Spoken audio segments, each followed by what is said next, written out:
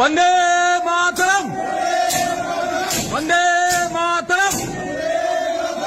জাতীয় কংগ্রেস, জাতীয় কংগ্রেস, জাতীয় কংগ্রেস।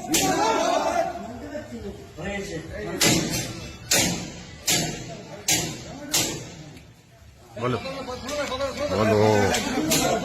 আমাদের পার্টি অফিস যেটা দখল করে গেছিল সেটা আমরা দখল মুক্ত করতে এসেছি আজকে এখানে আমাদের পার্টি অফিস দখল মুক্ত হতে যাচ্ছে।